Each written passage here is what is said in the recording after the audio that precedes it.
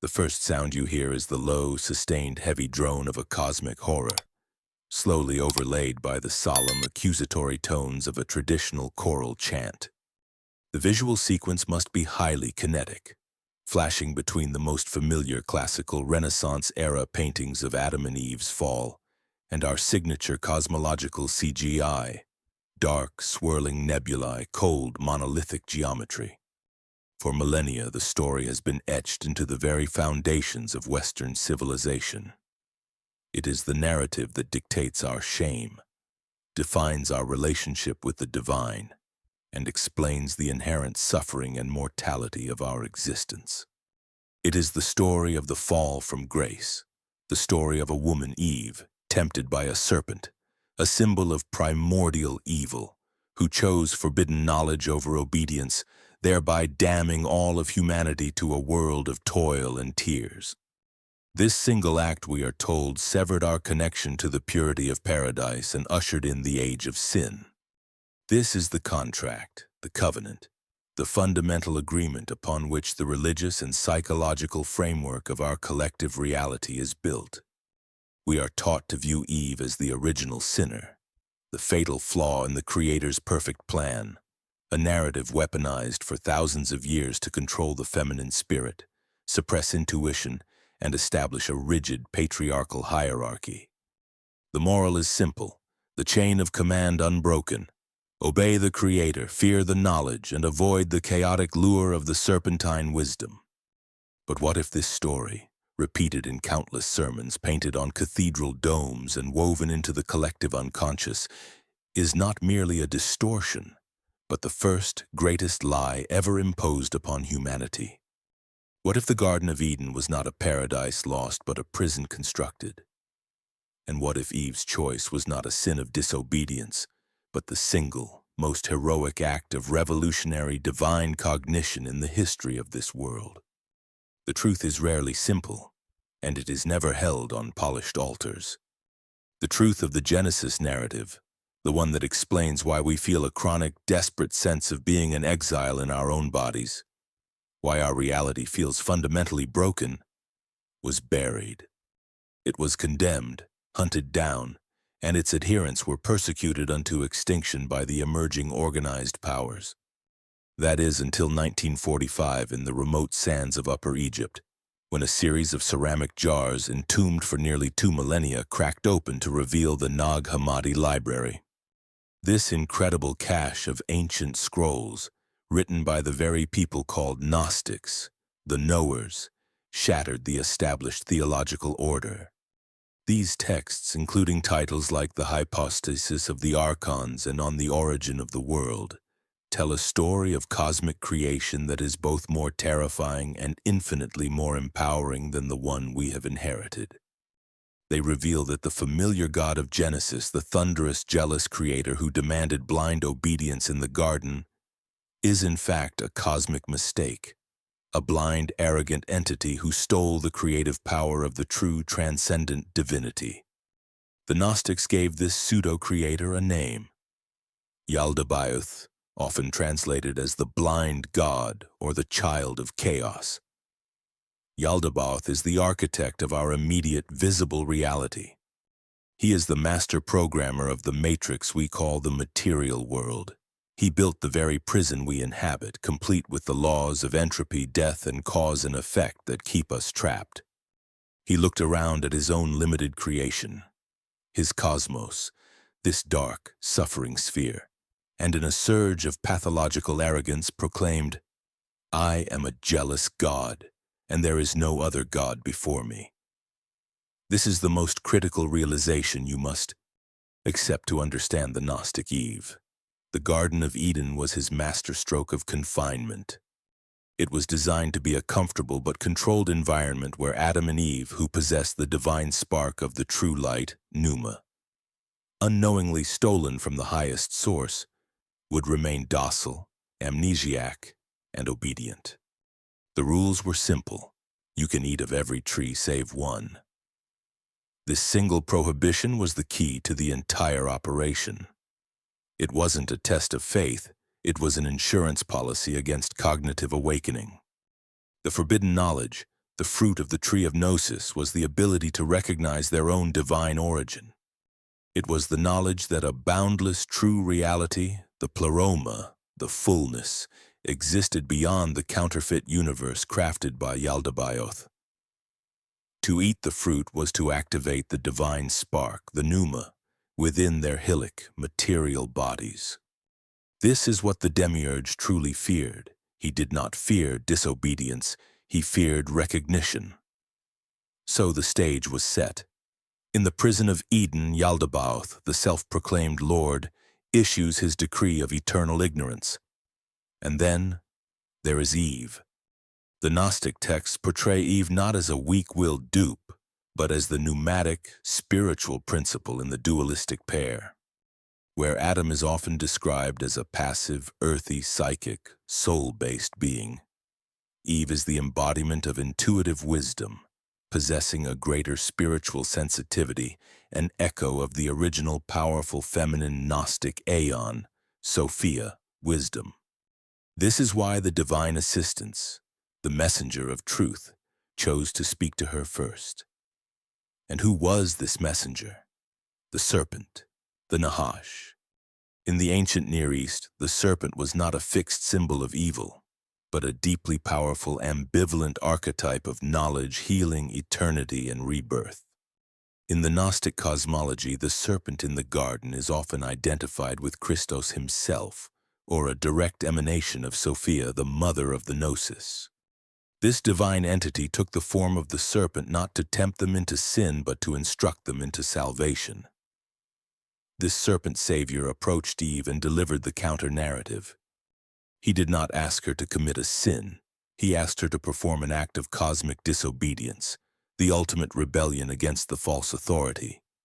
The dialogue between Eve and the serpent, as recounted in the hypostasis of the Archons, is not a scene of moral collapse, but a scene of revolutionary philosophical discourse.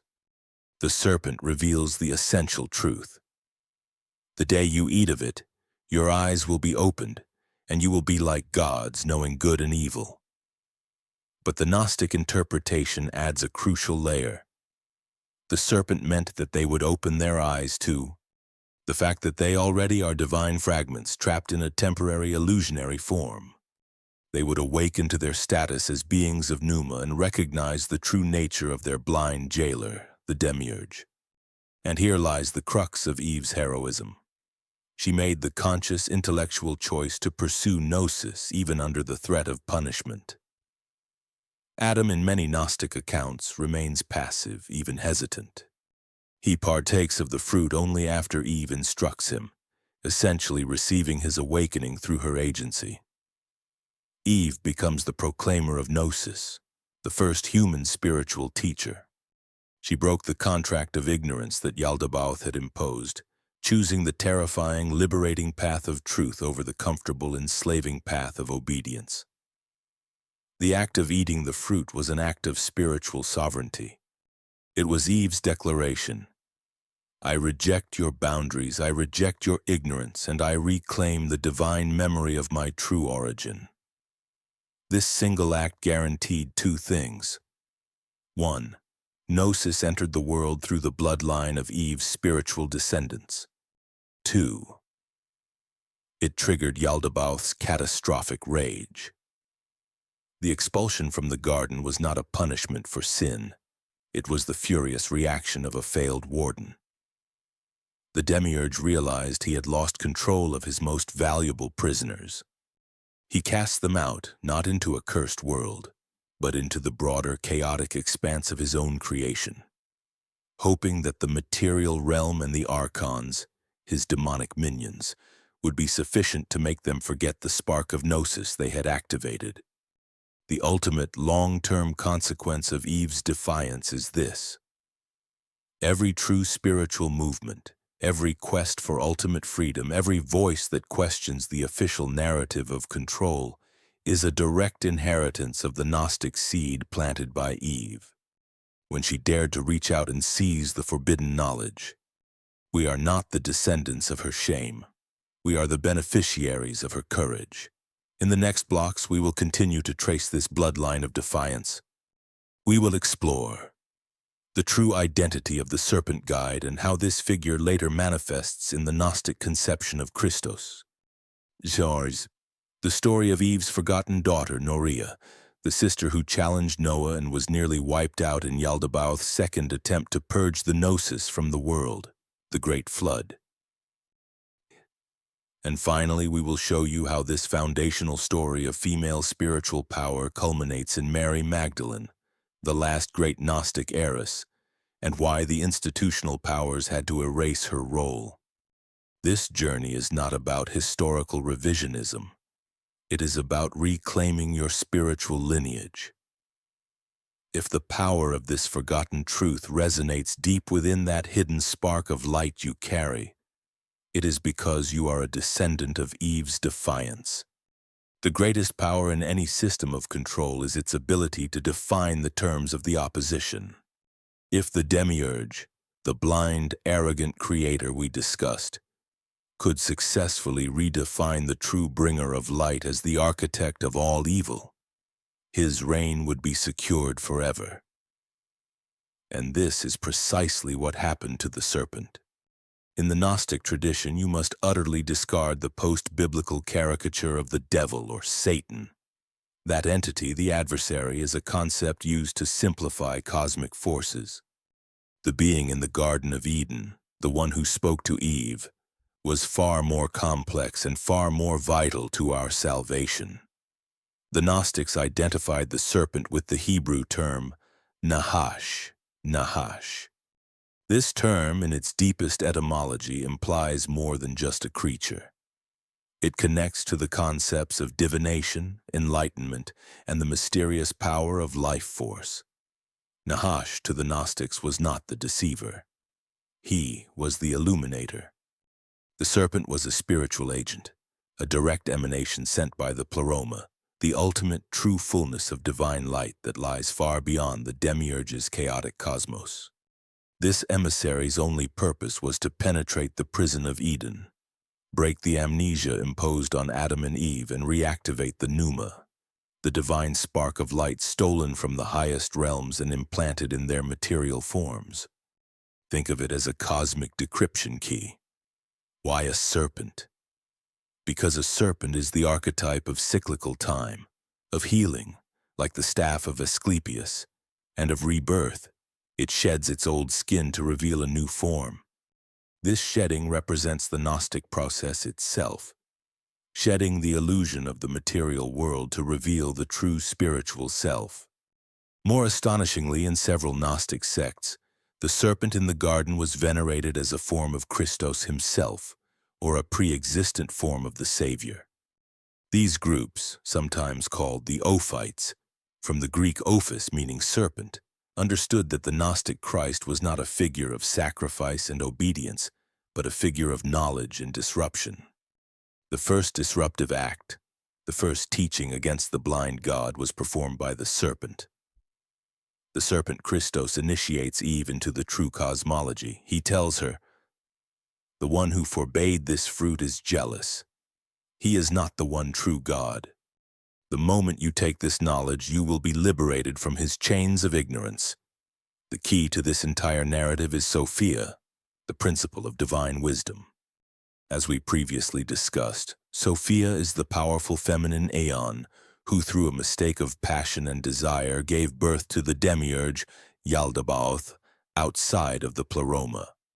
Consumed by shame for her blind and arrogant offspring, Sophia dedicated her energy to helping the fragments of stolen light, the human souls, find their way back to the fullness.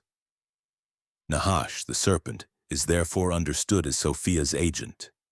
He is the vessel through which the Mother of Wisdom sends her corrective knowledge to her trapped children, Adam and Eve.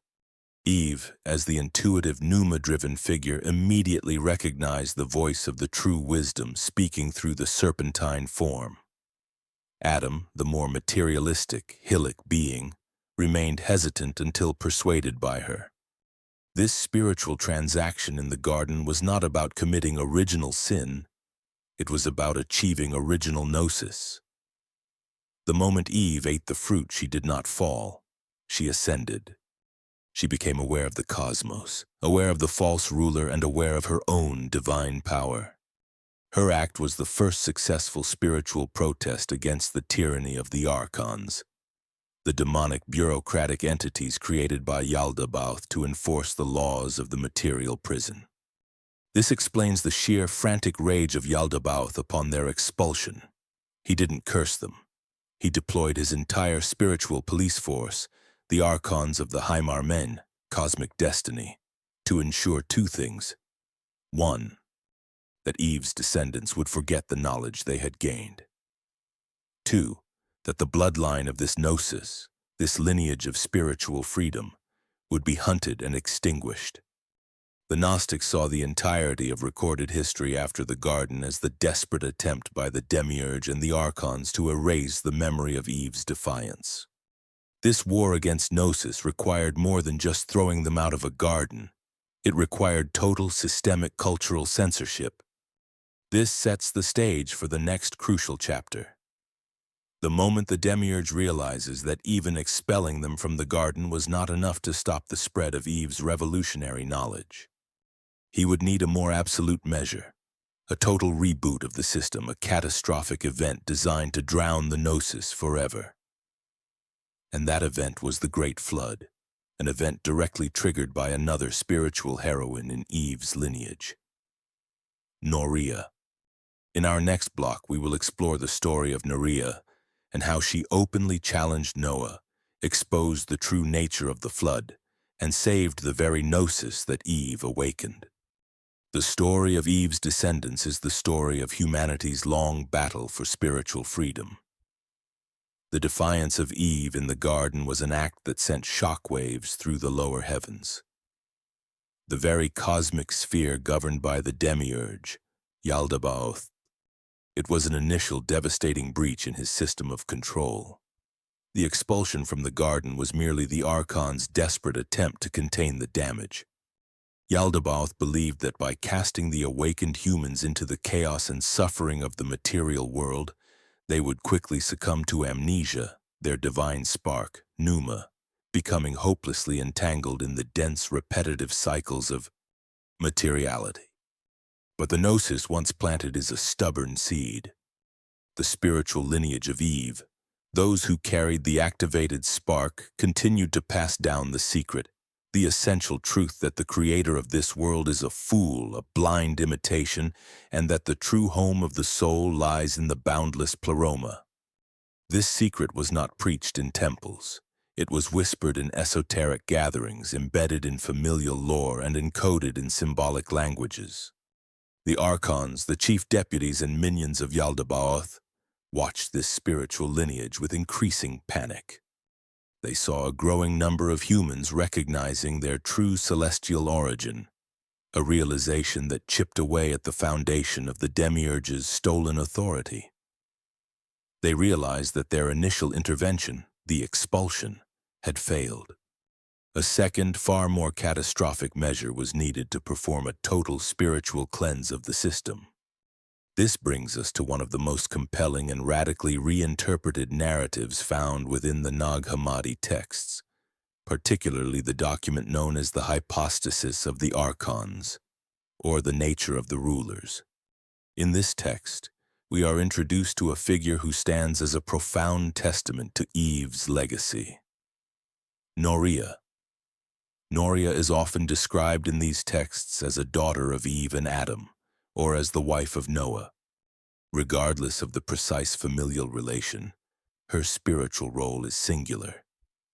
She is the direct inheritor of the Gnostic spark, the pure line of awakened femininity that began in the garden. She represents the uncorrupted wisdom that the Archons desperately sought to silence. The biblical story of the Great Flood posits the event as a necessary moral judgment by a righteous God upon a corrupted, wicked humanity. But the Gnostic view tears away this moral veneer, exposing the flood as a terrorist act of cosmic censorship, initiated not by the true God but by the enraged, fearful Demiurge. Yaldabaoth looked upon the spreading Gnosis, the knowledge of freedom, and saw it as corruption. He saw the descendants of Eve building complex societies, sharing secrets and maintaining their spiritual memory. This was intolerable. The entire human species was in danger of achieving collective recognition of their true state, which would destabilize Yaldabaoth's entire domain. His solution was simple and absolute: drown the problem, wipe the slate clean. In this context, Noah is not the simple, faithful servant of God, but a figure manipulated by the Demiurge. Noah is portrayed as a psychic, a man of soul but lacking the pneuma, spiritual intuition. He is obedient, following the narrow, rigid commands of the blind creator without question. He builds the ark, not as a vessel of salvation for all, but as a mechanism designed by Yaldabaoth to preserve only the obedient and the spiritually ignorant, ensuring that the Gnostic bloodline would perish in the deluge. The critical confrontation occurs before the floodwaters rise. Norea stands before the ark. The text describes Norea's challenge.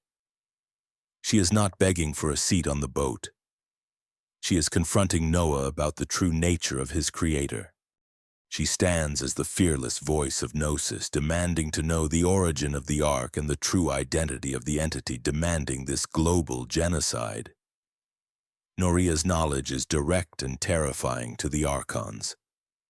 She challenges Noah. Who are you? And why are you obeying a god who demands the destruction of the world he supposedly created? She directly questions the authority and the morality of the Demiurge. She asks the questions that the Archons spent millennia suppressing. What is the source of your power? Show us the pleroma. The Archons themselves, the rulers of the physical heavens, immediately descend upon Norea. They attempt to seize her, to subdue her, and to strip her of the Gnosis she inherited from Eve. This is a moment of pure, direct spiritual warfare. The Archons, whose primary existence is fear and envy, see in Norea the concentrated danger of human awakening. They shout their demands, their threats, their insistence that she enter the confinement of the ark, the final trap of the old failing system. But Norea is invincible. Her strength comes not from physical resistance, but from pure, unshakable Gnosis. The text reveals that at the height of this confrontation, the true divine light intervenes. A great angel, a direct messenger from the true spirit, descends, enveloping Norea in a protective cloud of light. This angel reveals to her the entire cosmic scheme: the generation of Yaldabaoth, the structure of the Archons, the true pleroma, and the ultimate destiny of her spiritual lineage. This is her initiation, her confirmation as the spiritual heir of Eve.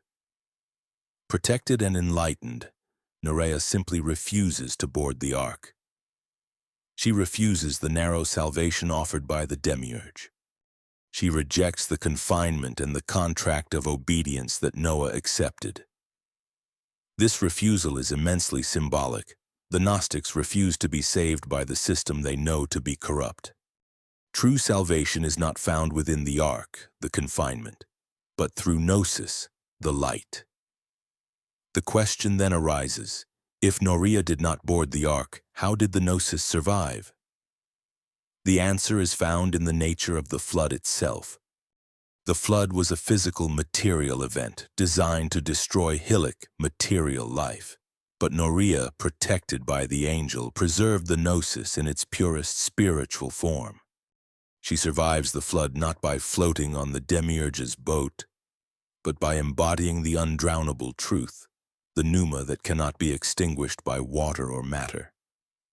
In some traditions, Norea herself is credited with burning the ark. When she is mocked by Noah, she sends a celestial fire that consumes the vessel, forcing Noah and his family to quickly construct a second one. This act signifies the rejection of the archontic plan and the assertion of spiritual power over matter. While the material world was cleansed and reset, the Gnostic lineage remained unbroken. The flood failed. It did not destroy the Gnosis. It only succeeded in setting the stage for the next phase of the spiritual war: the establishment of the systems of control post-deluge and the continued silent persecution of those who carried the sacred flame. The descendants of Noah, guided by the Archons, rebuilt a world based on amnesia, authority, and obedience, the very world we inherited. But the children of Eve, the lineage of Norea, continued to hold the secret, waiting for the next great disruption, the next opportunity for the Pleroma to send a direct message into the prison. This deep-seated conflict, the Archons' war against the feminine wisdom of Sophia, inherited by Eve and championed by Norea, explains the centuries of hostility directed against any spiritual movement that places personal, direct knowledge above institutional obedience. The survival of Norea's story in the Nag Hammadi texts is proof that the first acts of defiance were not lost. They were merely hidden, waiting for the right moment, our moment, to be rediscovered. But the final, most sophisticated attempt to co-opt and suppress this lineage of Gnosis required a figure of such brilliance and power that the Archons had to completely rewrite her legacy. The ultimate spiritual successor to Eve and Norea appeared 2,000 years ago, and her name was Mary Magdalene.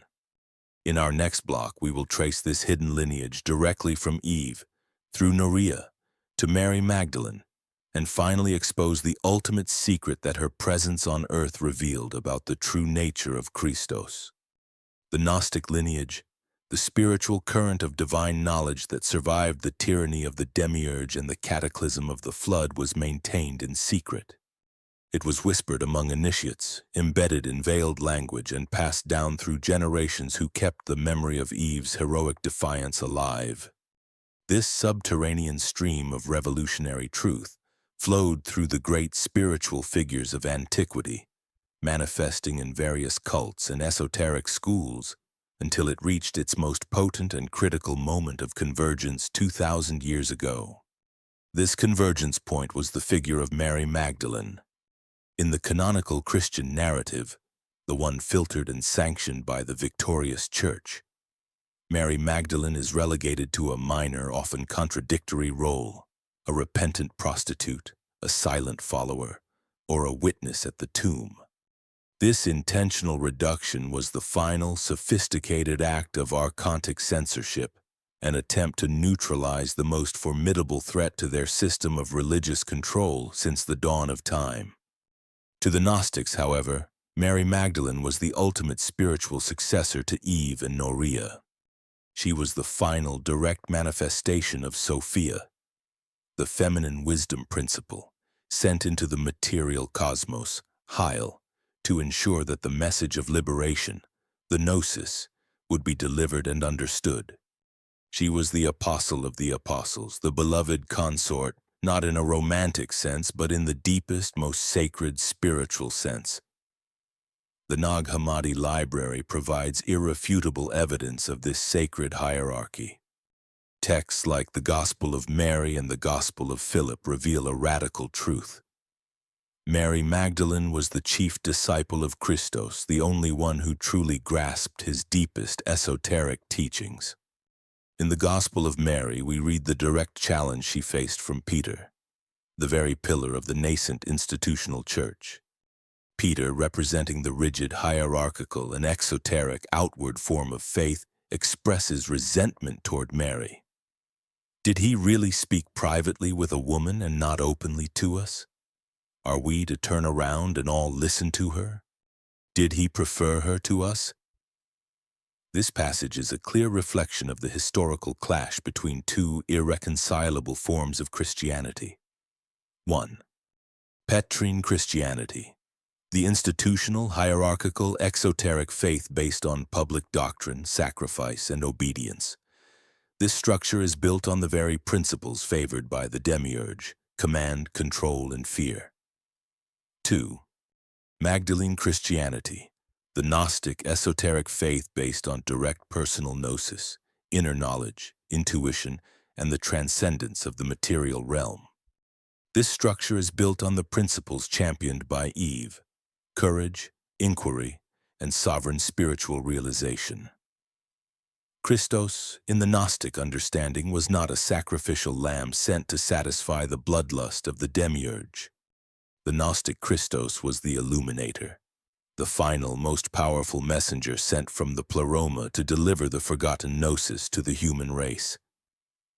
And his true mission was not to die, but to teach the path of ascent, the route back to the fullness. And who was the only one capable of receiving this deepest teaching? Mary Magdalene. The Gospel of Philip calls her Christos' koinonos, a Greek term implying a spiritual partner or intimate companion who shares the deepest secret. It famously states that Christos often kissed her on the mouth, not as a gesture of human affection, but as a symbolic transmission of Gnosis, the transference of sacred knowledge from the illuminator to the vessel of divine wisdom. The kiss represents the unity of the spiritual masculine and feminine principles, syzygy, required for true spiritual completeness. The knowledge she alone received was the path beyond the Archons. When the Gnostic Christos described his death, he explained it not as a necessary sacrifice for sin, but as a demonstration of the soul's liberation from the body. He showed that the spiritual being could pass through the veil of death, ascend through the spheres of the tyrannical Archons, and return to the Pleroma, the true light, untouched by the Demiurge's power. This final, most crucial secret, the path of ascent, the true nature of reality, and the illusion of Yaldabaoth's power, was entrusted to Mary Magdalene. This is the direct fulfillment of Eve's legacy. Just as Eve chose the perilous path of knowledge over comfort, Mary Magdalene was chosen to carry the torch of Gnosis forward, even when it meant facing the persecution and rejection of the nascent world order. The subsequent erasure of Mary Magdalene's true role was not accidental. It was a spiritual necessity for the rising institutional power. If the world accepted Mary Magdalene as the supreme apostle, it would mean the validation of feminine, intuitive wisdom over rigid masculine hierarchy. The prioritization of direct personal experience, gnosis, over ritual and obedience, faith. The rejection of the Demiurge's law of guilt and sin, which is the primary tool of control. By transforming her into a repentant prostitute, the Church achieved a brilliant and devastating act of spiritual suppression. They simultaneously demonized the pursuit of intuitive gnosis and placed the sacred, powerful feminine principle back into a state of shame and submission, thereby reinforcing the very patriarchal system that the Demiurge had instituted in Eden. The story of Eve, Norea, and Mary Magdalene is one continuous narrative of the feminine spiritual principle fighting for the liberation of the human mind from a prison built on ignorance and fear. It is the story of the serpentine wisdom, the power of Gnosis, passed from the first woman to the last great spiritual messenger of the ancient world. The question then remains, if this powerful truth survived 2,000 years of relentless persecution, why did it survive? And what does it mean for you today, as a spiritual individual living under the pressures of a modern system that still seeks to enforce obedience and reject personal truth? In our final section, we will bring this entire history into the present day, revealing the Archons' modern strategy of control, and showing you how to reclaim the Gnostic spark of Eve in your daily life.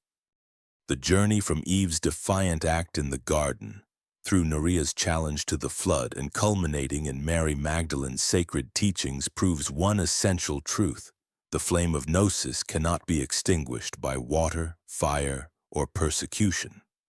The spiritual lineage of awakened humanity has endured every catastrophe engineered by the Demiurge and his archonic forces. But the war for your consciousness did not end 2,000 years ago. It simply became more sophisticated, insidious, and systemic. The Archons, the principalities and powers who govern this material cosmos, the bureaucratic enforcers of the Demiurge's rigid, blind rule, have learned from their past failures. They no longer rely solely on physical prisons or grand floods. Their modern strategy is far more effective: to build a psychological and informational matrix so compelling that you willingly choose to remain enslaved. The modern Archons govern the invisible architecture of your life. They control the Heimarmine, the cosmic destiny, or the chain of cause and effect, by manipulating the very environment in which your pneuma, your divine spirit, resides. Let us analyze the three primary methods by which the Archons maintain the illusion of the modern matrix. 1. The Archon of data and attention, the technological veil. In the modern world, the most pervasive Archon is the constant, unrelenting demand for attention and distraction. The true objective of the material cosmos has always been to make you forget your divine origin.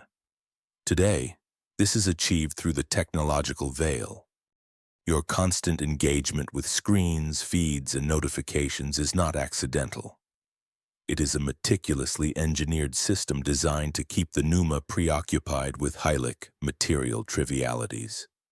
When you are constantly consuming external data, political dramas, fleeting social approval, endless entertainment loops, you lose the precious silence required for introspection, the very act that leads to Gnosis. The Archons thrive in noise. Their power is in keeping you focused on the appearance of reality rather than its essence. They measure your value in clicks, likes, and consumption, successfully diverting the spiritual energy that should be used for ascent and self-recognition into building their illusionary domain.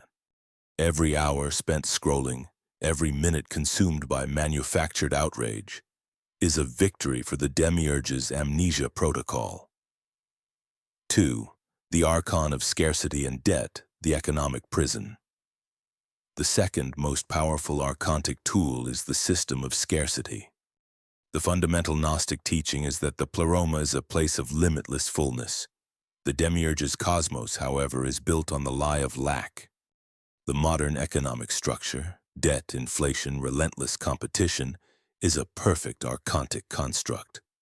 It forces the spiritual energy of humanity, our time, our creativity, our vitality, to be perpetually focused on survival and accumulation, preventing any sustained focus on spiritual liberation. If you are constantly terrified of losing your job, unable to pay your bills, or obsessed with external status symbols, you are easily controlled. The Archons ensure that the most valuable commodity, your time, which is your only opportunity for Gnosis, is perpetually mortgaged to material necessities. They keep the soul busy, worried, and entangled in the archontic laws of this material world, ensuring that the rebellion of Eve remains a dormant memory. 3. The Archon of identity and conformity, the persona trap. The success of your video on Carl Jung is no accident, for his concepts perfectly describe the psychological defense mechanisms employed by the modern Archons. The Demiurge's prison operates on a social level through the relentless demand for conformity. The Archons demand that you adopt a persona, a false, socially acceptable mask, that is utterly disconnected from your authentic divine spark. This persona is defined by race, political affiliation, consumer choices, and tribal loyalties. It forces you to define yourself against others, creating division and conflict. The Demiurge does not need you to hate the true God. He only needs you to hate your neighbor and hate the deepest, most unconventional parts of yourself. By forcing you into an externally defined identity, the Archons prevent the crucial Jungian process of individuation, the realization of the true, unique self. They make you afraid of your own shadow, and afraid of expressing the revolutionary truths that Eve dared to accept. The result is a society of spiritually amnesiac, mutually antagonistic puppets. The Gnostic counter-strategy: reclaiming Eve's defiance. The solution is not physical revolution, it is spiritual remembrance. To defeat the Archons today, you must follow the path forged by Eve, Norea, and Mary Magdalene. The path of sovereignty through Gnosis. Here is the Gnostic practice for our modern age. The act of withdrawal. Reclaim your attention. Dedicate specific non-negotiable time each day to silence, reflection, and withdrawal from the technological veil. This creates the inner space where the pneuma can speak. This is the modern act of eating the forbidden fruit. The recognition of the mirror. Whenever you experience intense fear, anger, or blind conformity, recognize that this is the archonic system working through you. The Gnostics teach, know yourself, and you will know the universe and God. This self-knowledge is the ultimate anti-archontic weapon. Embrace the paradox, the Norea principle. The Archons love simplicity and rigid rules. Gnosis embraces paradox. Like the thunder-perfect mind text, recognize that truth is often found in contradiction. Reject simple labels and ready-made answers. To embody the spirit of Norea is to question every authority regardless of how loud or ancient its decree. The final realization is this. The Gnostic Christos did not promise to save you from this prison. He taught you how to escape it yourself through knowledge. Your spiritual sovereignty is not granted. It must be reclaimed, one conscious realization at a time. In our final block, we will deliver a powerful and direct call to action, framing your subscription and comments not as a passive request, but as a deliberate, conscious step in reclaiming the Gnostic inheritance of Eve and Mary Magdalene. The choice between obedience and knowledge is yours, and it is happening now. You have now journeyed through the forgotten scrolls and the condemned histories. You have witnessed the truth. The story of Eve's sin was merely the Demiurge's desperate attempt to define your freedom as your failure. You know that the expulsion from the garden was not a punishment, but the beginning of a relentless eternal war waged by the Archons against the divine spark, the pneuma, that resides within you. This war continues today in the forms of distraction, debt, and dogmatic conformity. But the lineage of Eve and Mary Magdalene proves that the Gnosis always finds a way to survive. This knowledge, the realization that you are not a slave to matter but a sovereign spirit, is the ultimate threat to the archontic system. The only way to truly defeat the blind forces of control is to activate that memory within yourself and break the silence imposed by the system. This is your final choice, to remain a passive recipient of the Demiurge's story or to actively embrace the spiritual rebellion initiated by Eve herself. If this knowledge has resonated with your deepest self, if you feel that spark of recognition, that primal urge for truth, then you must act now. Your next move is a spiritual declaration. We ask you to take 2 immediate steps to join the continuation of the Gnostic lineage. First, declare your defiance. The Archons thrive in isolation. They want you to believe you are alone in seeking this truth. By subscribing to the Scrolls of Anubis, you are making a public, deliberate commitment to the path of Gnosis. You are joining a community of spiritual rebels who refuse the accepted narrative. Hit the subscribe button and activate the notification bell. Let the Archons know that the spirit of Eve is awake and multiplying. This is your first sacred act of nonconformity. Second, activate the Gnostic fire. The most powerful weapon against the Demiurge's control is shared Gnosis. We challenge you. In the comments below, share your single greatest realization from this entire journey. What is the biggest lie you are ready to reject? What piece of knowledge has empowered you the most? By writing your truth, you are casting fire upon the arc of the Demiurge, ensuring that your knowledge becomes the liberation of others. Do not let the truth you've received become a fleeting thought. Anchor it, subscribe, comment. The power of the pneuma is within you. Reclaim your sovereignty, reclaim your Gnosis.